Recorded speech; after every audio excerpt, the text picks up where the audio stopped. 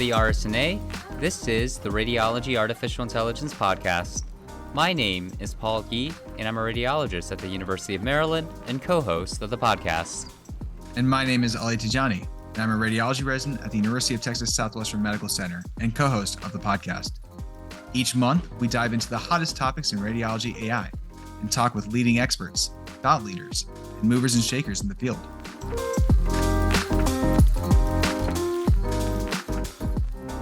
Welcome back to the Radiology AI Podcast. We're joined by trainee editorial board member Kareem Wahid to talk about his latest educational blog post on algorithmic fairness.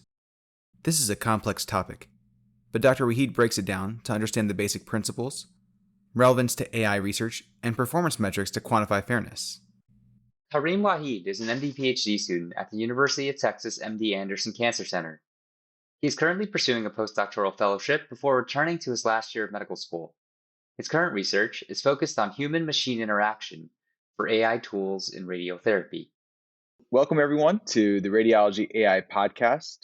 I'm here with co-host Dr. Paul Yi and one of our training editorial board members, Dr. Kareem Wahid, who recently authored a highly educational blog post on algorithmic fairness, which is quite a hot topic. And so we're just lucky to have you here, Kareem, to help us walk through your blog post and learn more about the topic. Yeah, thank you for having me. I got to say, thank you so much for Ali and Paul. I've been listening to this podcast pretty much since it came out back in the middle of the pandemic. So it's a big honor for me to be here and be part of the conversation today. Absolutely. So let's get started. So Kareem, as we said, you wrote this really educational resource and it walks us through this extremely complex topic. But the way you've written it, it's at a level that even those without technical experience can understand. Just to start off, can you define algorithmic fairness for us, right? What does this term mean? Sure, yeah. Well, thank you for the kind words. I appreciate that. I do want to preface my answers for today with the statement that I certainly wouldn't call myself an expert or anything in these topics, but issues like algorithmic fairness are extremely interesting to me, and so I'm hoping to really dig into that with my work during my postdoc. One of the main reasons I wrote this blog post is because I realized how little I was exposed to these concepts in my formal training, and so I really wanted to introduce others to who may have been in the same boat. So to answer your question, broadly, algorithmic fairness is referring to the goal of making machine learning models unbiased, which in this context means ensuring that their decisions do not favor or discriminate against particular groups or individuals. So this is especially relevant for sensitive or protected attributes like gender, race, or age. And in the context of healthcare, it means that the outcome of a diagnosis or a treatment made by a machine learning model shouldn't be unduly influenced by these attributes. No, thanks so much for that overview. I think that when we think about fairness and bias, these terms are often hard to define, even if they really tug at our heartstrings or tug at our curiosities. So one of the things that gets a little bit more nuanced in your blog post is this idea of group fairness. Can you tell us more? And keeping in mind this distinction of group fairness, are there other types of fairness that we should be aware about? Yeah, definitely. So group fairness broadly concerns itself with ensuring that different predefined groups receive equal outcomes. So these group fairness criteria are typically expressed as conditional independence statements among the relevant variables in the problem. So the objective is to ensure that there's no discrimination against any groups based on particular attributes like race, gender, age, etc. And so the fairness metrics derived from the criteria I've discussed in the blog post, such as demographic parity, equalized odds, equalized opportunity, all fall under this umbrella of this group fairness category. And one of the main challenges in achieving group fairness is often that different groups may have inherently different base rates for certain outcomes. And also ensuring group fairness can sometimes be at odds with optimizing individual level accuracy. And so that kind of goes into another kind of broad framework for classifying fairness, which is called individual fairness. So I don't discuss that in detail in the blog post, but basically individual fairness, the primary emphasis is on the concept of similarity. So this usually involves calculating some distance metric between the input vectors of two individuals and ensuring that distance is small. And so the challenge there is in defining what constitutes similar individuals and ensuring that that definition doesn't inadvertently introduce more biases. So personally, I think group fairness is a more approachable way to introduce some of these fairness concepts. So that's why I focused on it for the blog post. I've also noticed that group fairness also seems to be the more popular framework for approaching algorithmic fairness in the broader context of AI research. I will also say that there is a somewhat crude method of implementing fairness in AI models called fairness through unawareness.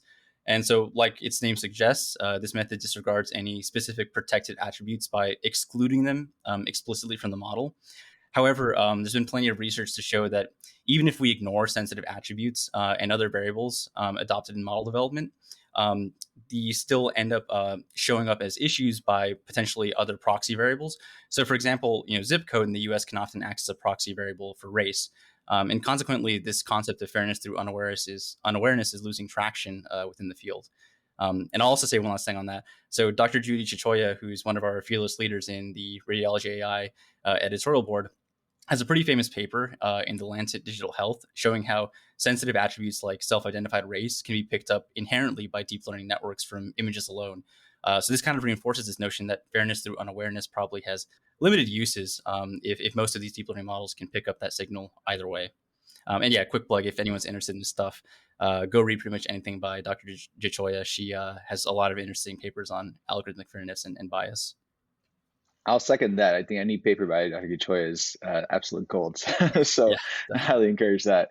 Kareem, just a quick question then. So are researchers thinking, I mean, we know there's certain people in radiology AI who are thinking about this actively when they perform their research, even as early as their methodology, right, as they're developing their study. But is that common? I mean, as far as you know, as far as you've seen, are people thinking about this prospectively as they perform their research in AI, whether it's in radiology or medicine in general?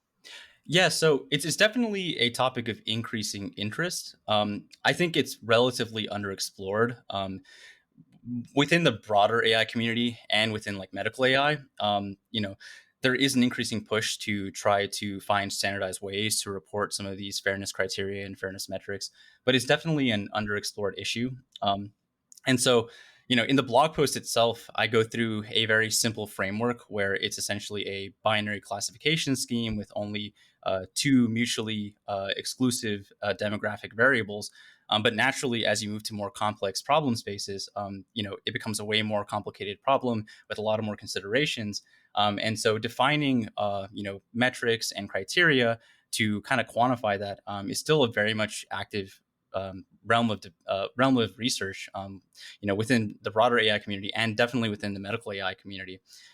So, I think there's an increasing push to, report on these values and these metrics, but it's definitely not standard to do so yet. As you know, Kareem and Ali, there's been a lot of work and discourse about algorithmic fairness from the statistical machine learning sides, right? There's literally machine learning glossaries for fairness if you look up on Google. But I think it's still a stone's throw away from what we do clinically, right? Because for decades, and probably even over a century, when we think about things like drug trials or different types of surgical outcomes, we have a pretty well-defined way that we think about it, which is basically, do we have the same types of effects in males versus females? Do we have the same type of side effects or prevalence of side effects, rather incidence in Black versus white people, et cetera? And so I'm curious, how much of a chasm or a gap do you think there is between kind of the technical and statistical sides and the clinical sides? And what are some ways that we can do to bridge that gap? Yeah, so I think this is where it becomes really important to have the developers of these tools and algorithms and approaches be in contact with the end users. So, in this case, like this would be the people developing deep learning systems with the clinician end users. Because I think there's a lot of cases where, you can look at a problem from an algorithmic point of view, but if you don't have the broader like clinical context, like with many things in machine learning, if you don't have that broader clinical context, you may not be targeting the right, particular set of values you care about. So yeah, I think it's really important to have like discussions between multiple stakeholders, clinicians, scientists, computer scientists, engineers, to really think about these problems in the right way. And so, Kareem, we were talking about these metrics, and in your post, you talk about demographic parity, equalized odds, equalized opportunity, and I think those are some of the more common metrics that we see. I know there's a host of other fairness metrics that we could talk about if we had more time, but are these used in current AI research? Right, it kind of goes back to my prior question: is if we're thinking about incorporating these, when someone performs a statistical analysis, I know we think about the F1, the paired t-tests, right? Dice scores, etc., accuracy, specificity, sensitivity. But are we thinking about now, should we include, right, equalized odds and equalized opportunity in the appropriate context? If we're reviewing papers, should there be someone looking for these metrics? Yeah, so I guess to answer the question, demographic parity, equalized odds, equalized opportunity, these are common criteria from which you can generate, a wide host of metrics in AI fairness research. And these tend to be the ones, the reason I talked about them in the blog post is because these tend to be the ones that show up in a lot of like review papers and just kind of the standard ones everyone knows about. But like you said, there's a whole host of other ways to quantify these things. And, each of these has different perspectives on fairness. In some situations, you might want to prioritize certain ways you measure fairness versus others. And something I talk about in the blog post is like even these few ones that we introduce, like demographic parity, equalized odds, equalized opportunity, they might be at odds with each other for certain situations. And so, in the blog post I mentioned, enforcing demographic parity in certain medical contexts could compromise patient outcomes if disease prevalence differs across groups. So there's these, individual considerations you have to take into account for each of these values. And like I said earlier, like I think the field of AI fairness in general is kind of in its relative infancy, especially for healthcare and especially for medical imaging applications. There's a lot of debate about even what kind of metrics are relevant for what scenarios. And so like in my application space, for example, I do a lot of work in segmentation, and that's a much more nuanced problem than just a binary classification. And there aren't a lot of ways to quantify fairness in that particular application space. So I think the field is very much in its infancy, and there's going to be a lot of more nuance we have to tease out for different applications. But I think that's also kind of what makes this field exciting. Yeah, that's super interesting, Kareem. I'm putting on my researcher hat here. When I think about differences between groups, whether it's just performance or fairness, I'm always quick to remind, members in my lab there's statistical significance, but that has to be coupled with the clinical significance, which I think can broadly be thought of in like effect size. So when I think about segmentation, I think in radiology world, we kind of think about, oh, what's the dice score? And is it like actually matching up to the radiologist or the physician segmentation? But I'd imagine for radiation oncology, it's not really that so much as it is, what's the downstream effect on the actual treatments? I'm just super curious, thinking more downstream, how do you all think about that in the rad-onc world? Is it really about how closely are the segmentations matching up, or is there some other way that you can quantify it in terms of, let's say, exposure to an organ or area outside of the heart of interest, or is it some other measure? No, that's a great question. I guess if we deviate a little bit from the fairness conversation, so like it's a very interesting topic because there's been kind of a lot of debate in the community, like where are we at actually with segmentation performance? Because what I've seen, like when you start quantifying things with the traditional metrics like DICE, you're going to get very good performance for these radiotherapy structures. But the question is like, is that actually going to be useful for creating the radiotherapy treatment plan?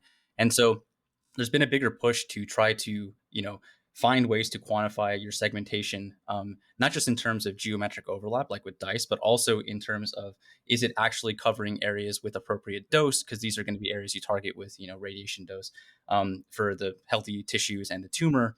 And so trying to link that, like right now, the big thing people are trying to push towards is dosimetric acceptability from these segmentations.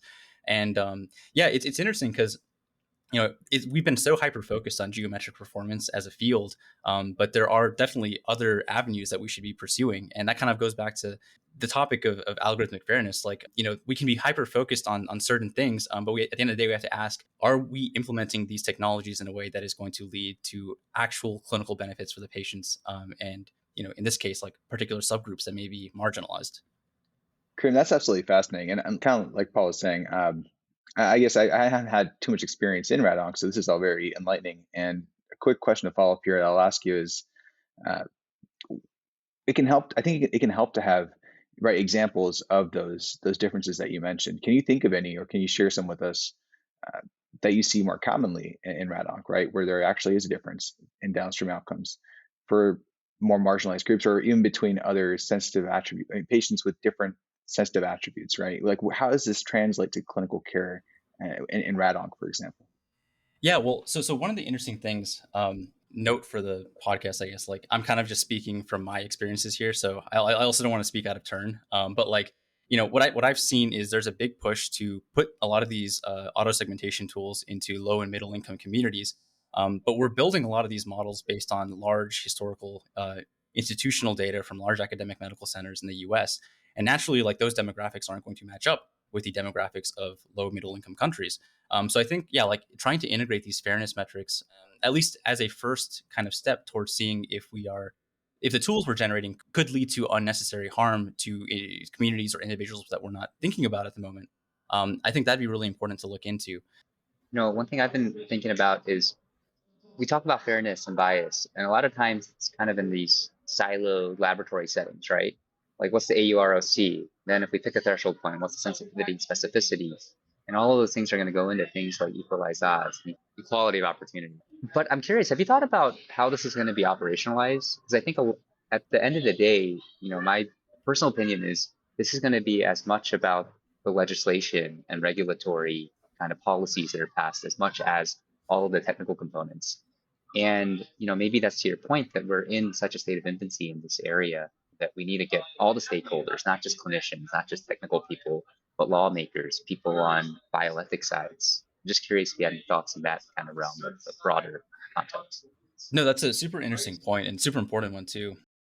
Yeah, I think it's a really nuanced topic. And yeah, again, I'm a trainee in this space, so take my thoughts with a grain of salt. But yeah, I think like it is important to encourage the adoption of these, maybe not necessarily like saying use specific fairness metrics, but like have some estimation of how bias and fairness is being evaluated and potentially addressed by your models. Each AI application naturally is going to have its own unique fairness challenges. And so like a one size fits all approach to trying to require everyone to follow a specific type of fairness metric could be like counterproductive. But like in general, I think if, developers and the people who are developing these deep learning or machine learning algorithms are transparent and justifying their use of certain metrics or use of certain criteria to quantify fairness, I think that would be a really nice, kind of first step towards potentially trying to address some of these issues. I will also say, like, I think it would be helpful to gently encourage, some kind of quantification for health fairness in health research or radiology related research. I know like the Kareem A checklist actually does mention reporting and talking about potential biases when you're submitting a manuscript. So that's a good sign to me that maybe some of these concepts are at least on the radar in some capacity for our community. And I know Ali is working with some of the radiology AI leadership on updating claims. So who knows, maybe that could be something to think about as well. Well, I definitely agree that we're going to start seeing more and more about how we can incorporate these principles in research. And I think that's speaking broadly, not just for radiology AI, but medicine and AI in general. So thank you, Kareem, for, again, helping us learn more about this topic and for continuing to do fantastic work with the TEB. Before we head out, any final thoughts to help bring everything home for us, right? If you had to give us one takeaway message here, what would that be? I kind of alluded to it earlier. I think these are really nice first steps in future research directions that we should be moving towards as a field. But I think it's also probably important to stress that relying solely on these like mathematical measures of fairness probably shouldn't be overemphasized as well. I think the formalisms we have with these fairness criteria and metrics are, very, very nice, like first initial forays into this field. But they probably shouldn't be seen as a panacea. Like at the backbone of all of this are potentially really delicate social issues that need to be navigated with a lot of care. Societal and historical biases are, of course, a complicated, multifaceted issue, and that's going to be really hard to capture in something like a single number. And so, I think these are really interesting research directions and potentially really important research directions. And so I hope that this blog post and the podcast has at least exposed a few new people to these ideas and concepts, so that we can keep building towards improving these frameworks and solving some very important problems in the future. I think that's very well said. Thank you, Kareem. And to our listeners, you can actually check out the blog post at the Vasty Deep blog for the Radiology Artificial Intelligence Journal on the website, plus some more amazing content from other guest authors and editors and members of the training editorial board. Kareem, thank you again. We'll look forward to hearing from you next time. And See you all next time on the Radiology AI podcast. Thank you so much. Thanks for joining us for this episode. We hope you learned just as much as we did. Subscribe to the Radiology AI podcast for more discussion on content from the journal and hot topics in our field. Also, check out the Radiology AI blog for Kareem's post and more content from the trainee editorial board. We hope that you've enjoyed this episode of the Radiology Artificial Intelligence podcast. Shout out to Uriah Shemchisen for our podcast music and to the RSNA podcast staff. Email us at podcasts@rsna.org anytime with questions, feedback, or suggestions.